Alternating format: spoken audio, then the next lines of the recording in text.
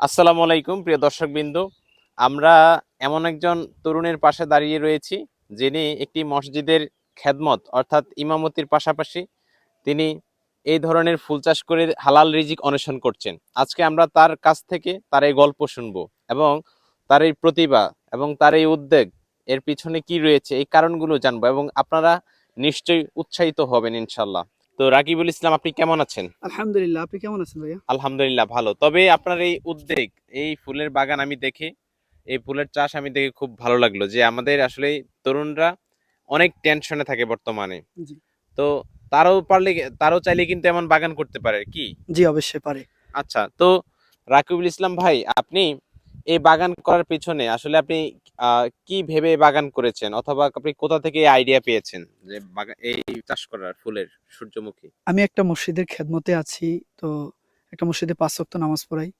তো পাশাপাশি একটা খেয়াল আসলো যে মসজিদের পাশাপাশি যদি আমি টুকটাক কিছু করতে পারি, এটা আমার জন্য একটু ভালো হবে। জি। সেই উদ্যোগেই আমি আরো প্রায় ১ থেকে ১.৫ মাস আগে কিছু হাঁটি নিছিলাম। নিয়ে পরে জমি চাষ করলাম।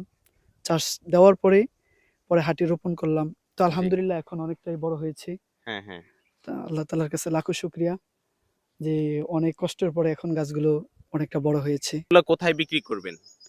এগুলো আমি বাজারে বিক্রি করব। আচ্ছা। বাজারে অনেক মানে কেনার জন্য অনেক ব্যবসায়ীরা আছে এগুলা কিনার। আচ্ছা, তো তাদের থেকে বিক্রি এটা করব। থেকে অন্য কোনো আর কাজের শ্রমিক নেওয়া লাগে না আপনার?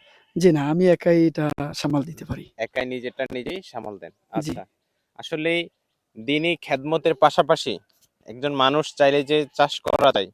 একজন আমাদের মসজিদের ইমাম কিংবা খতিব কিংবা মুয়াজ্জিন তারা আসলেই একটি কাজেই পড়ে থাকে, আমরা যেটা সাধারণত দেখি। কিন্তু আমাদের রাকিবুল ইসলাম একই সাথে সে মসজিদের দায়িত্ব পালন করছেন।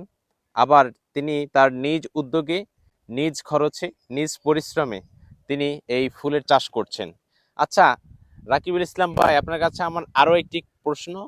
সেটি হচ্ছে এই যে আমরা দেখি সচরাচর সবাই বাদাম করে গণহারে, অর্থাৎ আবার সবাই ধান করে। এই যে আপনি সবার থেকে একটু ভিন্ন উদ্যোগ নিলেন, এই ব্যাপারে আপনি কি বলতে চান?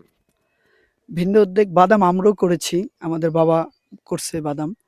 তো পাশাপাশি আমি দেখলাম যে এই ফসলটা মানে এই সূর্যমুখী ফুলটা বর্তমান মানুষ একটু কমই করে। তো সেই হিসাবে আমার ভিতর থেকে যে সবাই তো বাদাম, মরিচ অন্যান্য হ্যাঁ, হ্যাঁ, ফসলগুলা হ্যাঁ। করতেছে। পাশাপাশি আমি আমার নিজ উদ্যোগে এটা করা। যে একটা সৌন্দর্য আসলে কিন্তু ফুলটা অনেক সুন্দর দেখা যায় যখন হয়। এই উদ্যোগেই করা আরকি। আচ্ছা, তো আমরা একটু আপনার ব্যক্তিগত ব্যাপারে যাই, যেটা হচ্ছে আপনি কি বিয়ে শাদী করছেন? জি না ভাই, এখন বিয়ে-শাদী করি নাই। আচ্ছা, তাইলে এত পরিশ্রম কেন? ভবিষ্যতের জন্য মানে ভালো উদ্যোগ নিয়ে আগানোর জন্য আচ্ছা, আরকি। আচ্ছা, খুব দারুণ। আপনার আসলে স্ত্রী যিনি হবেন তিনিও খুব লাকি যে আসলে এমন একজন পরিশ্রমী মানুষ পাবেন। তো আমরা দোয়া করি এবং আপনার এই সফলতা আমরা কামনা করছি, এবং আল্লাহ যেন আপনার এই চাষে এবং আপনার অন্যান্য ইনকামে, আয়ে আল্লাহ বরকত দান করেন। আমিন। তো রাকিবুল ইসলাম ভাই, আমরা সর্বশেষ আমাদের সমাজের, আমাদের ভোলার তরুণদের ব্যাপার আপনি কিছু বলবেন? উদ্যোগ নিন, কাজ করুন, বেকারত্ব দূর করুন। Thank you so much. আপনিও কাজে নেমে পড়ুন উদ্যোগ গ্রহণ করে। আল্লাহ হাফেজ।